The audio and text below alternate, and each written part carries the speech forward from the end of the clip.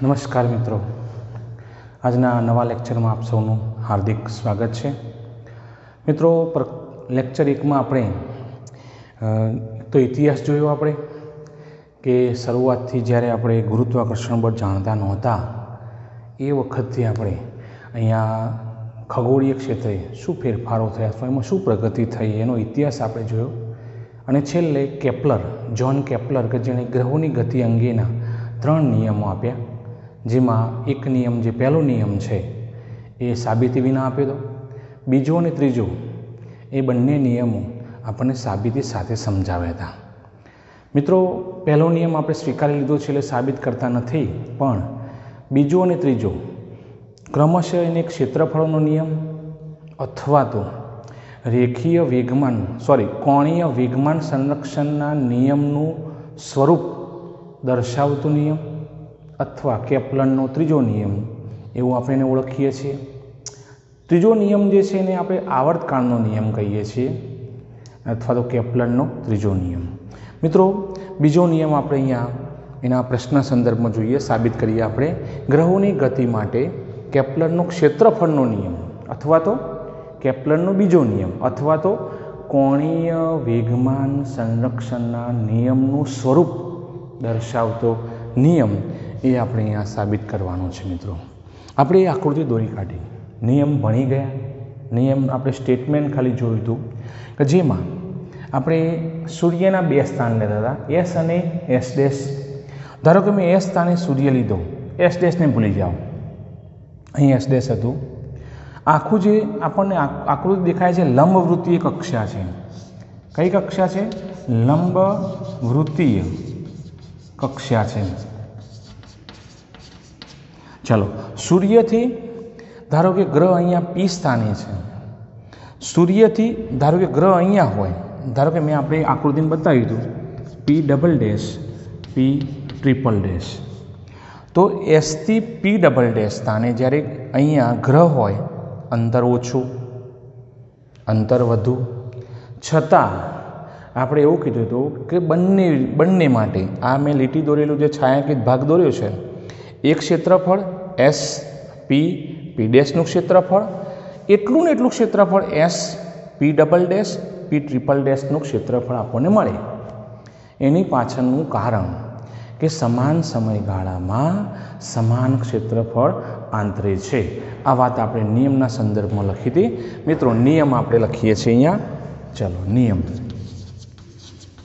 નિયમ સૂર્ય અને ગ્રહને જોડતી રેખાએ સમાન સમયગાળામાં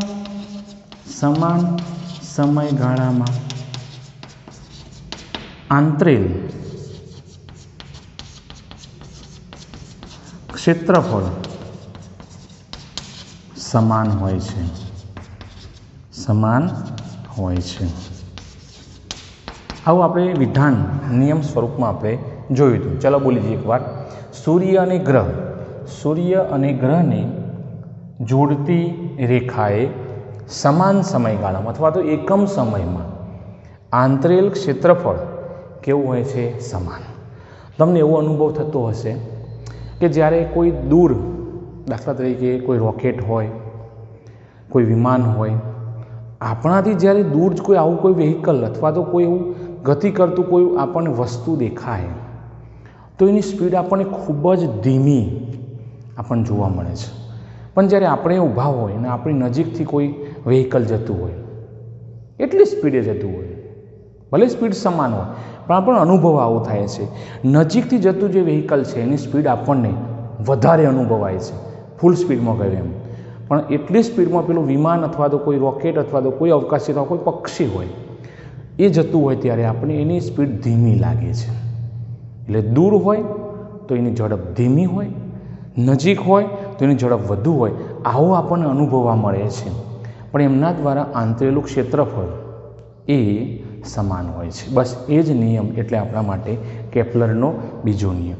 મિત્રો, અહીંયા જુઓ, સૂર્ય છે, અહીંયા ગ્રહ બતાવ્યો છે પી સ્થાને.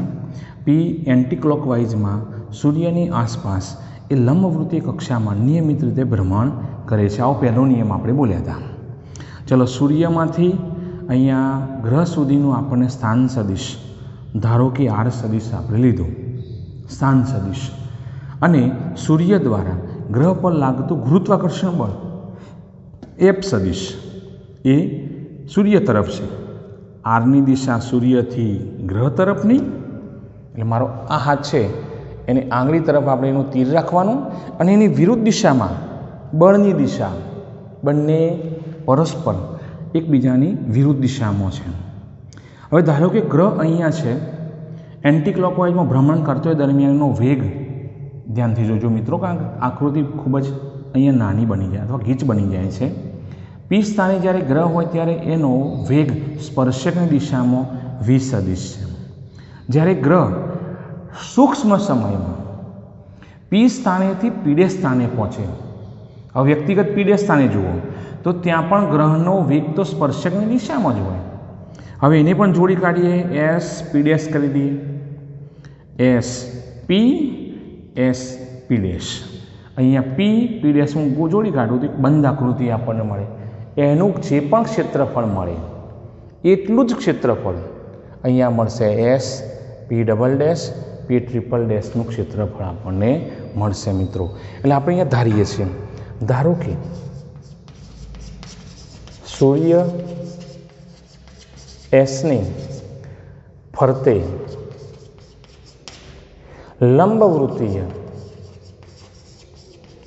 લંબવૃત્તીય કક્ષામાં જેનું દળ એમ, વેગ વી સદિશ અને સૂર્યથી તેનું સ્થાન સદિશ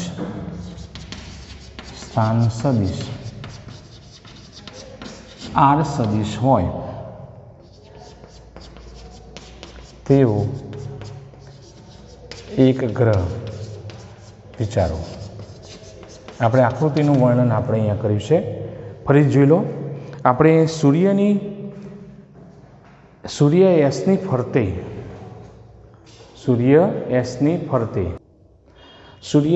ફરતે લંબવૃત્તીય કક્ષામાં જેનું દળ એમ હોય, વેગ વી હોય અને સૂર્યથી તેનો સ્થાન સદિશ આર સદિશ હોય તેવો એક ગ્રહ વિચારો. મિત્રો, અહીં ગ્રહ ડેલ્ટા ટી સમયમાં, સૂક્ષ્મ સમયમાં પીથી પીડેશ સ્થાનાંતર કરે છે. ચલો, સમય આપણે સૂક્ષ્મ અહીંયા ખૂબ જ ધીમું, આપણે દૂર છે એટલે એ સ્થાનાંતર કરે ત્યારે સમય સૂક્ષ્મ લીધો. ડેલ્ટા ટી સમયમાં તે પીથી પી ડેશ જાય છે. તેથી પી ડેશ સ્થાનાંતર એને આપણે કહીશું ડેલ્ટા એસ અથવા તો ડેલ્ટા એ. આપણે અહીંયા એસ પણ કહી શકીએ અને એ પણ કહી શકીએ. ચલો, ડેલ્ટા એ કીધું છે અહીંયા. ડેલ્ટા એ બરાબર આપણી પાસે એ ક્ષેત્રફળ સૂક્ષ્મ ક્ષેત્રફળ સંદર્ભમાં આપણને મળે છે. હવે ગ્રહ પીડેશ સુધી પહોંચી ગયો એ વખતે આપણને એસ પી પીડેશ જે સૂક્ષ્મ ક્ષેત્રફળ છે કેટલું મળશે મિત્રો? તો આપણે અહીંયા થોડું ધ્યાનથી જોઈએ તો એનો આકાર જે થવાનો એ લગભગ ત્રિકોણાકાર ટાઈપ થવાનો, અને એ ત્રિકોણાકાર ટાઈપ જે આપણને આકાર મળશે એનું જ્યારે ક્ષેત્રફળ શોધીશું તો આપણે અહીં ધ્યાન આપજો. તેથી ત્રિકોણ એસ પી પી ડેશનું ક્ષેત્રફળ જે સૂક્ષ્મ ક્ષેત્રફળ છે, ડેલ્ટા એ સદિશ કહું છું, ક્ષેત્રફળ સદિશ રાશિ છે માટે સદિશ સ્વરૂપમાં આપણે લઈશું અહીંયા. તો ડેલ્ટા એ સદિશ બરાબર, ચલો, 1/3 પાયો ગુણ્યા વેધ. 1/3 પાયો ગુણ્યા વેધ. ચલો, 1/3 પાયો. મિત્રો, પાયો જેમ જેમ ગ્રહ ફરશે તેમ તેમ સૂર્ય અને ગ્રહ વચ્ચેનું અંતર તો બદલાતું નથી. એટલે પાયો આપણો અહીંયા અચળ છે, એટલે બદલાતું નથી, એટલે એના એ જ રહેશે. એસપી, એસપી ડેશ આ પ્રમાણે આપણને આર સદિશ જેમ ધાર્યો છે એ મળશે. અને બીજું વેધ, વેધ એટલે આપણને મળશે આટલો ભાગ, જેને આપણે સ્થાનાંતર કહીશું. અને સ્થાનાંતર એ અહીંયા આપણને આવું મળશે ડેલ્ટા, સોરી આપણે એ લીધો છે, અને એ જે સ્થાનાંતર છે એ સ્થાનાંતર, હા અહીંયા ડેલ્ટા એસ સદિશ આપણે લીધો છે, 1/3 પાયો ગુણ્યા વેધ. એટલે પહેલાંમાં આપણે પી ડેશને આપણે ડેલ્ટા એ નહીં પણ ડેલ્ટા સ્થાનાંતર ડેલ્ટા એસ તરીકે આપણે એને ઓળખીશું. અને અહીંયા આપણે થોડો સુધારો કરીએ, સૂક્ષ્મ સ્થાનાંતર તરીકે આપણે એને અહીં દર્શાવીશું, એ બતાવીશું. સ્થાનાંતર છે મિત્રો, હું બાજુમાં અહીંયા આ સ્થાનાંતરને ગ્રહ સાથે સાંકળીએ તો ગ્રહની પાસે વેગ છે, વેગ બરાબર સ્થાનાંતર ભાગ્યા સમય. ચલો વેગ 20 સદિશ કહી દઉં બરાબર સ્થાનાંતર સૂક્ષ્મ છે ડેલ્ટા એસ સદિશ, અને સમય પણ કેવો છે? સૂક્ષ્મ છે, ડેલ્ટા ટી. તો ડેલ્ટા એસ સદિશને સૂત્રનો કરતા બનાવીએ તો શું મળશે? 20 સદિશ ડેલ્ટા ટી. હું અહીંયા મૂકી દઉં છું, આવું થઈ જુઓ, 1/2 આર સદિશ ક્રોસ, આ સદિશ ગુણાકાર છે, પછી 20 સદિશ ડેલ્ટા ટી. કોના બરાબર થયું આપણને? ડેલ્ટા એ સદિશ. બોલી જઈએ આપણે ફરીથી, ડેલ્ટા એ સદિશ બરાબર 1/2 આર સદિશ, આર સદિશ એટલે પાયો થયો એસપી, અને વેધ થશે પી ડેશ, અને પી ડેશ એટલે ડેલ્ટા એસ, જેને આપણે શું કહીએ? સૂક્ષ્મ સ્થાનાંતર, અને આપણે મૂક્યું છે વેધ તરીકે ડેલ્ટા એસ સદિશ. બરાબર. હવે ડેલ્ટા એસ સદિશને સ્થાનાંતરમાંથી ગ્રહ સાથે લઈ જઈએ, ગ્રહ પાસે આપણને વેગ દરેક બિંદુ આગળ મળશે, એ વેગ સંદર્ભમાં મૂકીએ તો વેગ બરાબર સ્થાનાંતર ભાગ્યા સમય. તો સ્થાનાંતરનું સૂત્ર શું થશે? 20 સદિશ ડેલ્ટા ટી. મેં અહીંયા મૂકી દીધું. હવે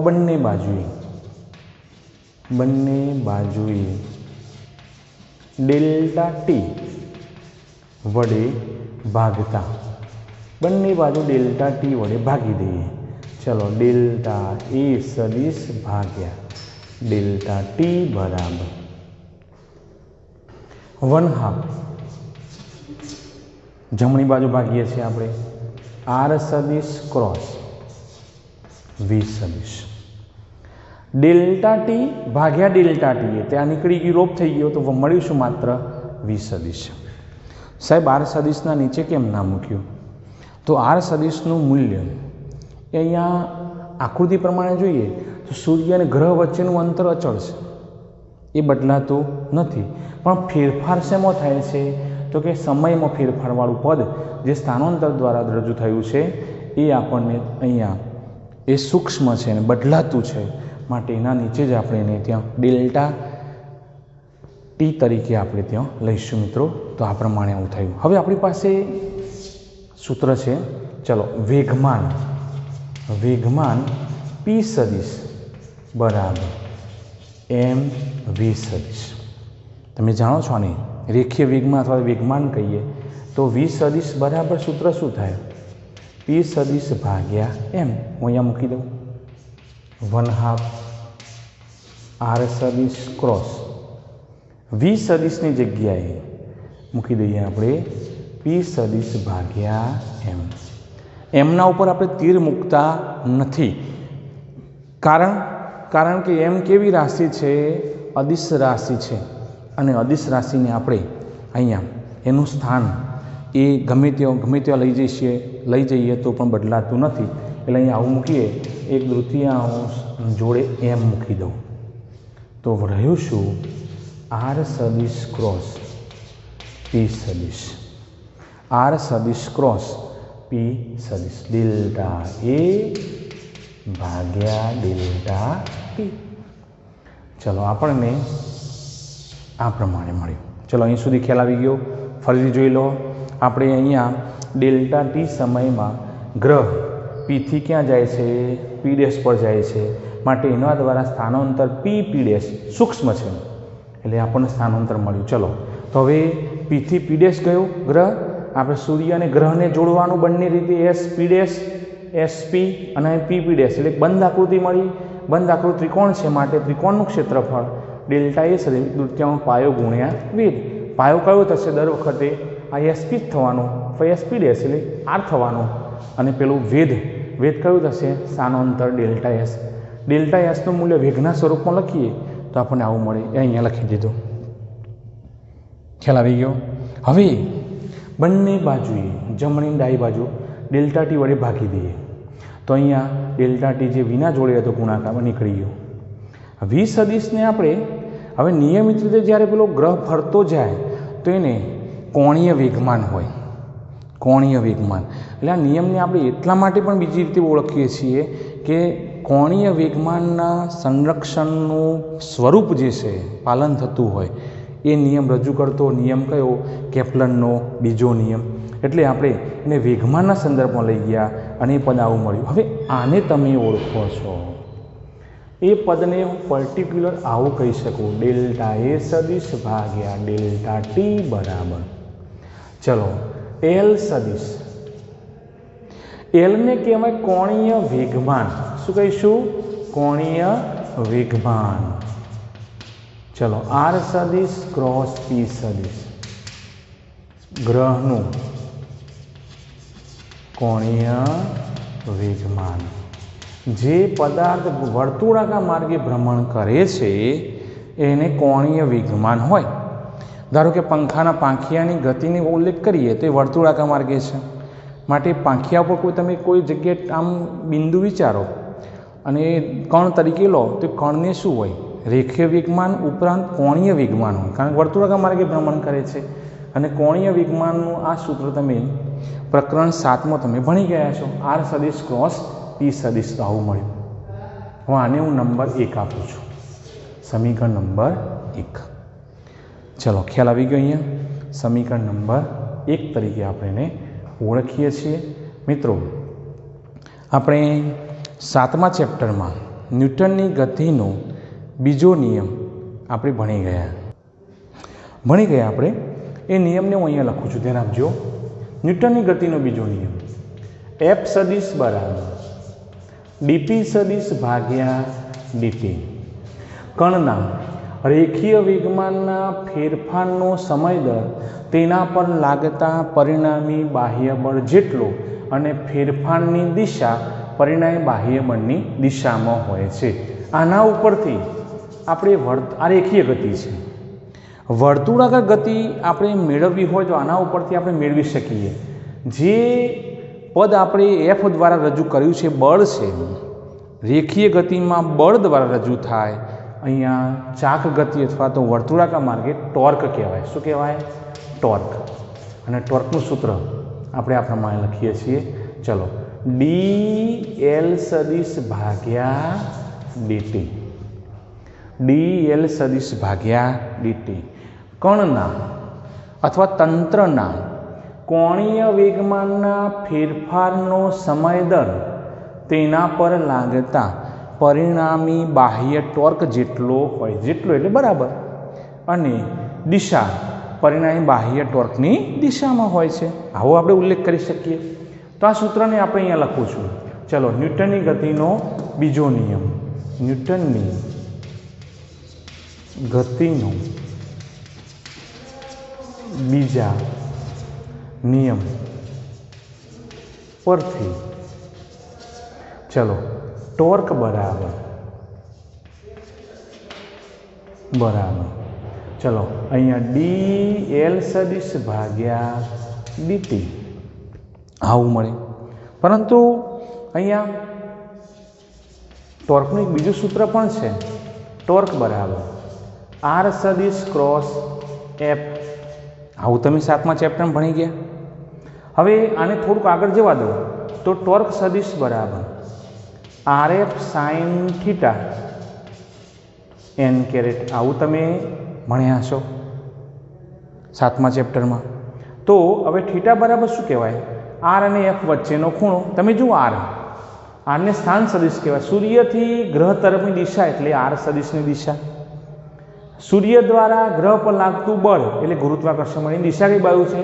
ગ્રહથી આપણને સૂર્ય તરફ. ચલો, એફની દિશા ગ્રહથી સૂર્ય તરફ, આરની દિશા સૂર્યથી ગ્રહ તરફ. બંને વચ્ચે ખૂણો કેટલો થયો? 180 અને 180 અંશ થાય તો આર એફ સાઈન 180 અને એન કહેવાય 180 સાઈન 180 એટલે 0. તો ટોર્ક શું થઈ ગયું? 0. હવે ટોર્ક 0 થઈ ગયું તો આ કિંમત હું અહીંયા મૂકું તો 0 બરાબર dl સદિશ ભાગ્યા dt થયું. અહીંયા કિંમત મૂકી ટોર્કની. પહેલાં ટોર્કનું સૂત્ર આપણે આર સદિશ ક્રોસ એફ સદિશમાંથી ટોર્કની કિંમત 0 મેળવી એ હું અહીંયા મૂકી દઉં તો 0 બરાબર dl ભાગ્યા dt. પરિણામે એલ શું થઈ જાય? અચળ. એલ શું થઈ જશે? અચળ થાય છે. કારણ કે જે મૂલ્ય અચળ પદ હોય એનું તમે સમય સાપેક્ષ વિકલન કરો તે પરિણામ હંમેશા 0 જ આવે છે. અચળ પદનું વિકલન 0 મળે તો અહીંયા 0 મળી ગયું તો મતલબ કે એલ જે મુખ્ય રાશિ છે કોણીય વેગમાન એ કેવી રાશિ થઈ? અચળ થઈ. હવે આ કિંમતનું સમીકરણ 1 ઉપર લઈ જાઓ. ચલો, સમીકરણ 1 પરથી સમીકરણ 1માં કિંમત મૂકીએ. જુઓ, ડેલ્ટા એ સદિશ ભાગ્યા ડેલ્ટા ટી બરાબર. હવે એલ અચળ 2m બે પણ અચળ કોઈ પણ પદાર્થ હોય, ગ્રહ હોય કે આપણે હોય, ગમે તે દળ અચળ હોય એટલે શું થઈ ગયું? બોલો, અચળ થઈ ગયું. ચલો પાછા આવી જઈએ એના વિધાનમાં. સૂર્ય અને ગ્રહને જોડતી રેખાએ, અને મેં તમને કહ્યું હતું આગળ કે તમારે કોઈ સૂત્ર ઉપરથી વ્યાખ્યા આપવાની હોય તો છેદવાળું પદ તમે એકમ બોલો. સમાન સમયગાળામાં અથવા તો એકમ સમયગાળામાં આંતરેલ ક્ષેત્રફળ અચળ ક્યારે મળે? દરેક વખતે મૂલ્ય કેવું હોય? સમાન હોય તો આપણે અહીંયા નિયમ કેપ્લરનો બીજો નિયમ અથવા તો ક્ષેત્રફળનો નિયમ આ પ્રમાણે અહીંયા મેળવી શકીએ છીએ. મિત્રો, આ કેપ્લરે આ પ્રમાણે સાબિતી સાથે આપણને રજૂ કર્યો, પણ માટે પરીક્ષામાં પણ પૂછાય છે, મહત્ત્વનો છે મિત્રો, એટલે યાદ રાખજો, તૈયાર બરાબર કરજો. એને કેપ્લરનો બીજો નિયમ એને આપણે અહીંયા સાબિતી સાથે જે પદ છે તમારી નોટબુકમાં એ નોંધ કરી દેજો. ચલો મિત્રો, ઉદાહરણ નંબર 8.1 પેજ નંબર 185 પર જુઓ.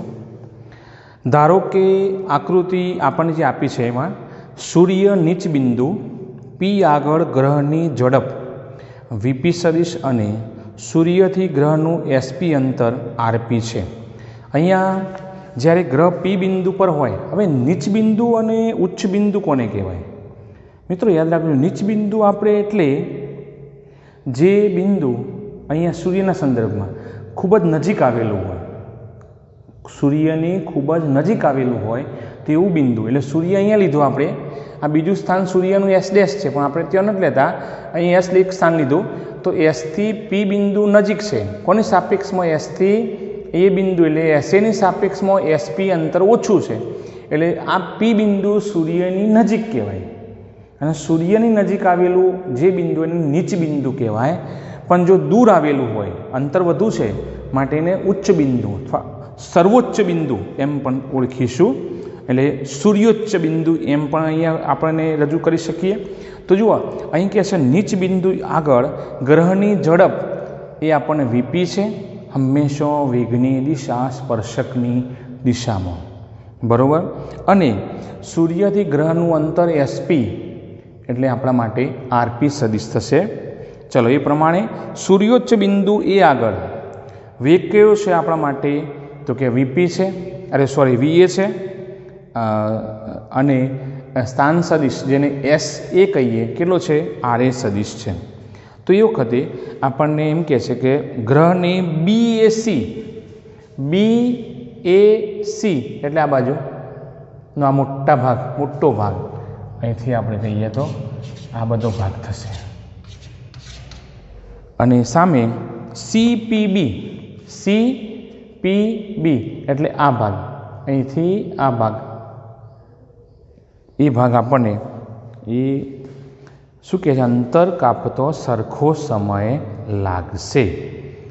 એ આપણને પૂછ્યું છે, સરખો સમય લાગશે?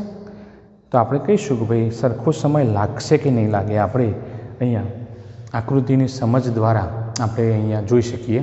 તમે જુઓ, વીપી સદિશ કે જે પી બિંદુ આ ગ્રહનો વેગ છે અને સૂર્યથી એનું અંતર આરપી સદિશ છે, બંને વચ્ચે ખૂણો કેટલો થાય? 90 ડિગ્રી. એ પ્રમાણે એ બિંદુએ વીય સદિશ અને સૂર્યથી ગ્રહ અહીંયા જ્યારે હોય ત્યારે વખતે અંતર સ્થાન સદિશ આર એ સદિશ વચ્ચે ખૂણો કેટલો છે? 90 ડિગ્રી છે, એકબીજાને લંબ છે. ચલો, ગ્રહનું કોણીય વેગમાન હમણાં જ આપણે જોયું, કોણીય વેગમાન એલ સદિશ બરાબર આર સદિશ ક્રોસ પી સદિશ, આર સદિશ ક્રોસ પી સદિશ. હવે થોડુંક આગળ હું લઈ જાઉં તો આવું થશે, RP sine theta N caret, RP sine theta N caret. Theta છે શું? તો આર અને પી વચ્ચેનો ખૂણો. અને હજુ હું એમ કહું કે ચલો હજુ હું આગળ લઈ જાઉં તો આર પીની જગ્યાએ એમ V sine theta N caret. હું અહીંયા આવું રીતે બતાવી શકું, પીની જગ્યાએ હમણાં આપણે લખ્યું હતું એમ વી સદિશ, એટલે ખૂણો કોની વચ્ચે થયો? આર સદિશ અને વી સદિશ વચ્ચેનો કેટલો ખૂણો છે? આર સદિશ અને વી સદિશ, આર સદિશ અને વી સદિશ વચ્ચે ખૂણો કેટલો છે? 90 ડિગ્રી. તો તમે જુઓ સાઇન 90 એક, તો શું મળશે આપણને? આર એમ વી, આર એમ વી. હવે હું એને સદિશ સ્વરૂપમાં બતાવતો નથી તો મને આવું પદ મળે. કોઈ પણ કન્ડિશનમાં ગ્રહ માટેનું કોણીય વેગમાન આપણને આટલું મળશે. ફરીથી, ગ્રહનું કોણીય વેગમાન એલ સદિશ બરાબર આર સદિશ ક્રોસ પી સદિશ. હું આર સદિશને અહીંયા આવું કહી શકું, ક્રોસ એમ વી સદિશ. તો ખૂણો જે થશે કોની વચ્ચેનો થવાનો? આર અને વી વચ્ચેનો. પણ અહીંયા સૂત્ર પ્રમાણે આપણે લખીએ તો R P sine theta N caret. હવે પી એટલે એમ વી, રેખીય વેગમાન, તો R M V sine theta. આ થીટા કોની વચ્ચેનો ગણાય? તો આર, આમાં સદિશ સ્વરૂપો, આર અને વી વચ્ચેનો. એમ તો અચળ છે, અદિશ રાશિ કહેવાય. હવે તો પરસ્પર કેવા છે? લંબ છે. જુઓ, કારણ બતાવી દઈએ આપણે અહીં, આર સદિશ લંબ પી સદિશ, અથવા તો આર સદિશ લંબ વી સદિશ પણ કહેવાય.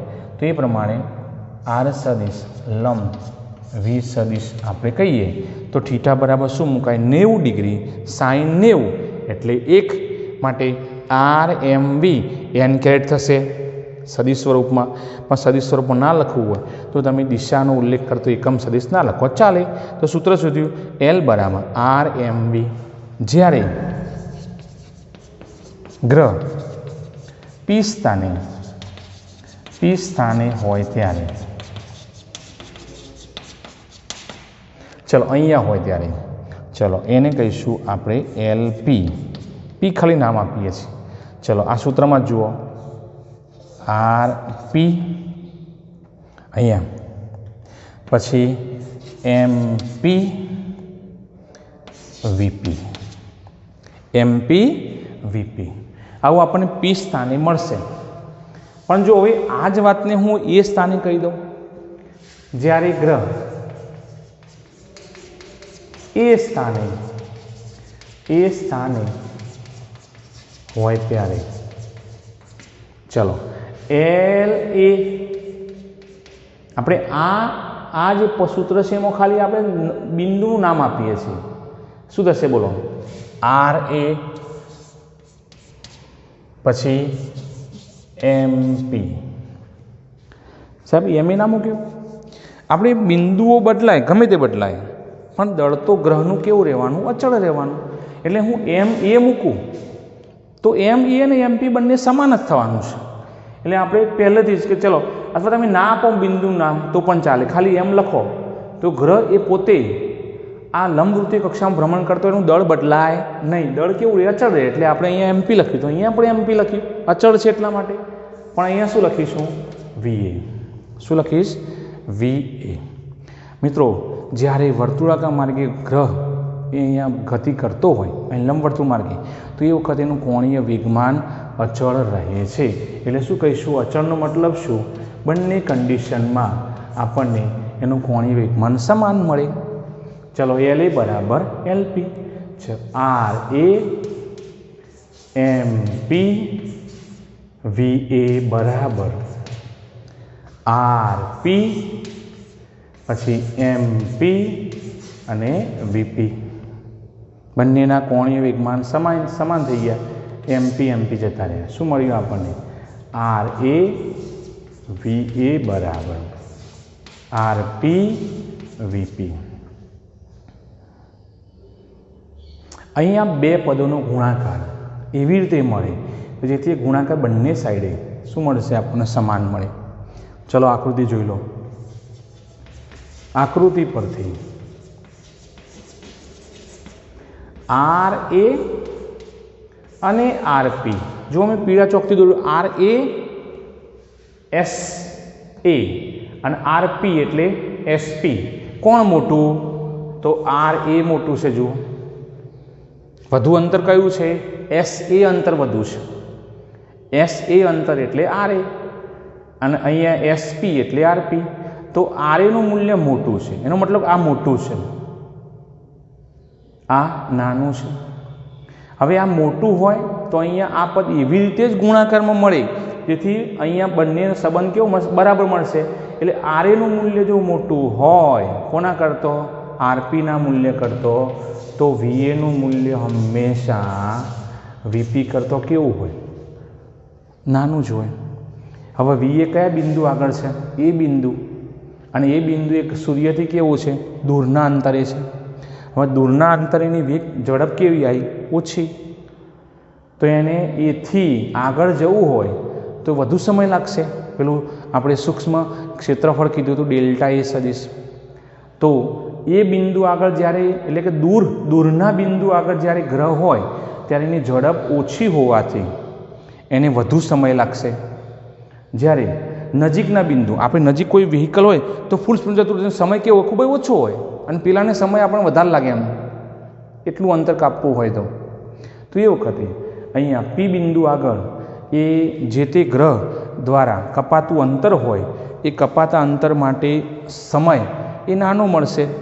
જ્યારે એ બિંદુ દૂરનું બિંદુ છે માટે એ સમય વધુ મળશે. એટલે અહીંયા સમય સરખા મળતા નથી. પણ હા, ભલે સમય સરખા નથી મળતા, વેગ સરખા પણ દેખાતા નથી, પરંતુ એમના દ્વારા આંતરેલું ક્ષેત્રફળ કેવું મળશે? આપણને સમાન મળશે. તો આપણે અહીંયા ન્યૂટનની ગતિનો કેપ્લરના આપણે બીજા નિયમની વાત કરી કે આંતરેલું ક્ષેત્રફળ સમાન હોય છે. અને એ સમાન હોવા પાછળનું કારણ શું?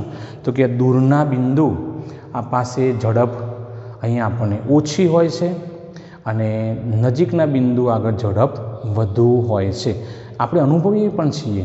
દૂર રોકેટ જતું હોય, વિમાન જતું હોય કે કોઈ પક્ષી ઉડતું હોય તો એની ઝડપ આપણને ઓછી લાગે, પણ નજીક જો એ પ્રમાણે કોઈ વ્હીકલ એટલી સ્પીડે જતું હોય તો પણ આપણને એમ કેવું લાગે? ખૂબ જ વધુ સ્પીડ લાગશે. એટલે દૂરના બિંદુ આગળ ઝડપ આપણને ઓછી, નજીકના બિંદુ આગળ વધારે. દૂરના બિંદુ આગળ આંતરેલું ક્ષેત્રફળ જ્યારે કાપવું હોય એટલું અંતર, તો એ વખતે આપણને સમય વધુ લાગે છે, નજીકના બિંદુ પાસે સમય ઓછો લાગે છે. મિત્રો, હવે આપણે આપણા જે પ્રકરણનું ટાઇટલ જે છે એમાં આપણે ધીમે ધીમે આપણે પ્રવેશ કરીએ છીએ. ન્યૂટનનો ગુરુત્વાકર્ષણનો સાર્વત્રિક નિયમ અને એ નિયમ, એને જે સૂત્ર આપ્યું છે, સૂત્રમાં એની જે ધારણા છે શા માટે એવી જ છે એ આપણે અહીંયા જોવી છે. મિત્રો, તો પહેલાં તો આપણે નિયમ લખીએ. નિયમને આપણે સાર્વત્રિક નિયમ તરીકે જ ઓળખીએ છીએ. ચલો, વિશ્વનો પ્રત્યેક પદાર્થ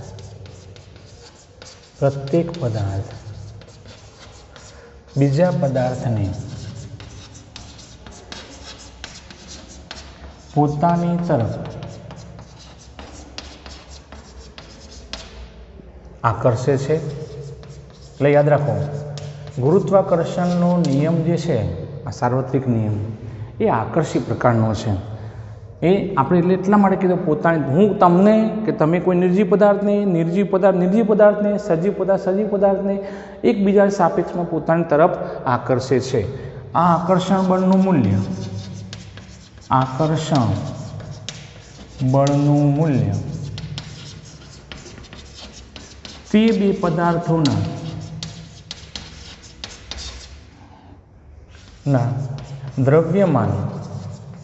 દ્રવ્યમાનના ગુણાકારના સમપ્રમાણમાં અને તેમની વચ્ચેના અંતરના વર્ગના વ્યસ્ત પ્રમાણમાં હોય છે. મિત્રો એકવાર બોલી છે બધા. વિશ્વનો અથવા તો બ્રહ્માંડનો પ્રત્યેક પદાર્થ બીજા પદાર્થને પોતાની તરફ આકર્ષે છે. આ આકર્ષણ બળનું મૂલ્ય તે બે પદાર્થોના દ્રવ્યમાનના ગુણાકારના સમપ્રમાણમાં અને તેમની વચ્ચેના અંતરના વર્ગના વ્યસ્ત પ્રમાણમાં હોય છે. મિત્રો ખાસ તો અહીંયા એને અંતરનો વર્ગ કેમ લીધો? દ્રવ્યમાનનો ગુણાકાર બંને પદાર્થોના અને એમની વચ્ચેનો અંતરનો વર્ગ લીધો અને એ પણ પાછું વ્યસ્ત પ્રમાણમાં કીધું. કેમ? તો એનો પણ ઇતિહાસ છે મિત્રો. જ્યારે ન્યૂટન પોતે સ્કૂલમાં ભણતા હતા એ વખતે પેલા પ્લેગ ફાટી નીકળવાને કારણે શાળાઓમાં રજા હતી અને એ વખતે નિરાંતની પળોમાં એ સફરજનના ઝાડ નીચે જ્યારે બેઠા હતા ત્યારે સફરજન નીચે પડ્યું એ ઘટના ઉપરથી કુતૂહલતા વશ એમને આપણને આ નિયમ આપ્યો હતો. પણ એ નિયમમાં આપણે પદાર્થ જ્યારે નીચે પડતો હોય એ વખતનો એનો પ્રવેગ અને પ્રવેગના મૂલ્ય ઉપરથી જ આપણને અહીંયા અંતરનો વર્ગ શા માટે લીધો અને વ્યસ્ત પ્રમાણમાં કેમ એને આપણે મૂકવામાં આવ્યો છે એ આપણને અહીંયા સમજાવવામાં આવ્યું છે. હવે ન્યૂટને આપણને જે નિયમ આપ્યો એ નિયમ આપવા પાછળ એને અંતરના વર્ગના વ્યસ્ત પ્રમાણમાં કેમ કીધું એની એક ધારણા આ પ્રમાણે હતી મિત્રો. ધારો કે પૃથ્વી છે. પૃથ્વી એની આસપાસ કુદરતી આપણા માટે ગ્રહ જે છે ને ચંદ્ર કહીએ. ચંદ્રને આપણે મૂન કહીશું, પૃથ્વીને આપણે અર્થ કહીશું. બંને વચ્ચેનું અંતર એટલે ચંદ્રની જે કક્ષીય ત્રિજ્યા છે એ થવાની. હવે એને શું કીધું કે ચંદ્ર પૃથ્વીની આસપાસ નિયમિત ભ્રમણ કરે છે એ દરમિયાન ચંદ્રનો પ્રવેગ એ એમ બરાબર આપણી પાસે આવું સૂત્ર છે v² ભાગ્યા r. એને આપણે અહીંયા નામ આપ્યું v² ભાગ્યા 2m એવું નામ આપ્યું. હવે જે અહીંયા એને સાબિત કર્યું કે ભાઈ ચલો વર્ગ છે તો એ વર્ગ લેવા પાછળનું કારણ એ અહીંયા સમજાવવાનો પ્રયત્ન કરે છે. હવે આ જે સમજાવ્યું એને કેપ્લરના ત્રીજા નિયમ પ્રમાણે પણ સત્ય એની સાથે મેચ થાય છે. ચલો આપણી પાસે v બરાબર આપણે આવું લખતા હતા r ઓમેગા, પણ આની જગ્યાએ શું લખીશું આપણે અહીંયા rm લખીશું. એટલે v બરાબર સૂત્ર શું થયું rm ઓમેગા. હવે ઓમેગા એટલે કોણીય વેગ કહીશું 2π ભાગ્યા t. તો v બરાબર થયું. ચલો આ જ પદને હું વર્ક કરીને મૂકું તો am બરાબર ચલો વર્ક કરો rm². આનો વર્ક કરીને અહીં મૂકવાનો છે. વર્ક કરે rm² પછી 4π² અપોન t². આનો વર્ક થાય 4π² t² એટલે આનો વર્ક આખો કરીને મૂક્યો અને ભાગ્યા rm. તો એક rm ઉપર નીચે જતો રહેશે તો પદ શું રહેશે 4π² rm ભાગ્યા t². આવું પદ આપણને મળ્યું. હવે જુઓ આપણે amનું મૂલ્ય શોધવાનો પ્રયત્ન કરીએ તો am બરાબર ચલો આપણી પાસે જે પદ છે આરએમ, આરએમ એટલે ચંદ્રની પૃથ્વી વચ્ચેનું અંતર છે અથવા ચંદ્રની કક્ષીય ત્રિજ્યા એ 3.84 ગુણ્યા 10⁸ મીટર જેટલી હોય છે અને ટી ચંદ્રનો એ પૃથ્વીની આસપાસનો કક્ષીય આવર્તકાળ 27.3 દિવસ છે મિત્રો. આટલા દિવસમાં એક પોતાનું ચક્ર પૃથ્વીની આસપાસ પૂરું કરે. 27.3 ગુણ્યા એક દિવસમાં કલાક કેટલા 24 અને એક કલાકમાં સેકન્ડ કેટલા 3600. તો આપણે આને મૂકી શકીએ 27.3 ગુણ્યા 24 ગુણ્યા 3600 એ આપણને આવશે 2.359 ગુણ્યા 10⁻1 2 3 4 5 6 સેકન્ડ આટલું આવશે. તો એ કિંમત મૂકું છું. ચલો 4 ગુણ્યા 3.14 એનો વર્ગ ગુણ્યા આરએમ, આરએમ કેટલો છે તો 3.84 ગુણ્યા 10⁸ ભાગ્યા 4π² આરએમ, 4π² આરએમ ટી સ્ક્વેર 2.359 ગુણ્યા 10⁶ અને એનો વર્ગ. બરાબર. ચલો હવે આપણે ઉપરનો ગુણાકાર કરીએ. 4 ગુણ્યા 3.14નો વર્ગ કર્યો અને એના ગુણ્યા 3.84 કર્યા તો કેટલો જવાબ આવે 151.44 ગુણ્યા 10⁸ ભાગ્યા ચલો 2.359 એનો વર્ગ કર્યો તો 5.56 ગુણ્યા 10⁻12 6 દુ 12. ચલો આ ગુણોત્તર લઈએ આપણે તો 27.2 ગુણ્યા 10⁻⁴ -4 આવે. હવે હું અહીંયા 27.2 એના ભાગ્યા તો 0.00272 મીટર પ્રતિ સેકન્ડ સ્ક્વેર આપણને મળે. હવે આ જે પ્રવેગ છે એ પ્રવેગનો આપણે ગુરુત્વ પ્રવેગ સાથે સરખામણી કરીએ તો એનું મૂલ્ય કેટલું છે 9.8 મીટર પ્રતિ સેકન્ડ સ્ક્વેર. એટલે કયો પ્રવેગ મોટો થયો જી, જીનું મૂલ્ય ખૂબ જ મોટું થયું એ એમ કરતો ખૂબ જ મોટું. એટલે ગુરુત્વ પ્રવેગ એ ચંદ્રનો જે પ્રવેગ છે પૃથ્વીની આસપાસની ભ્રમણકક્ષા વખતનો એના કરતાં ઘણું જ મોટું મૂલ્ય દર્શાવે છે. હવે આપણે આ બંનેનો ગુણોત્તર લઉં, આ બંનેનો ગુણોત્તર લઉં. દાખલા તરીકે જી ભાગ્યા એમ લઈ લઉં તો એ વખતે મને જવાબ અહીંયા જુઓ, જીનું મૂલ્ય 9.8 અને એમનું મૂલ્ય 9.8 ભાગ્યા 0.00272 આટલું મળે તો કેટલું છે 3600. 0.00272 બરાબર હું પૂર્ણાંક લખું 3600, એકમ ના હોય 3600 સમીકરણ નંબર 1. હવે આ જ વાતને હું અહીંયા આર એટલે કે પૃથ્વી જ્યારે પૃથ્વી ઉપર કોઈ પદાર્થ પડતો હોય તો એનું અંતર એ RE ભાગ્યા RM તરીકે આપણે એનું ત્રિજ્યાનું ગુણોત્તર લઈએ તો RE એટલે કેટલો પૃથ્વીની ત્રિજ્યા કેટલી 6400 કિલોમીટર અને RM એટલે અહીં કેપિટલ R લઉં છું એટલે એને હું થોડુંક સુધારું છું. જુઓ અહીંયા RE લઈ લઉં અને અહીંયા શું છે RM લઈ લઉં. બરાબર. ચલો RM કેટલું છે 3.84 ગુણ્યા 10 મિત્રો આ મીટર છે એને કિલોમીટર ફેરવો શું થશે 10⁵ કિલોમીટર 10⁵.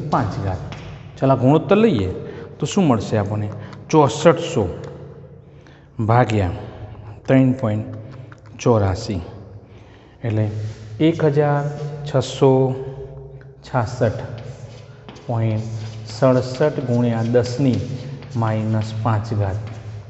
આવું મળ્યું.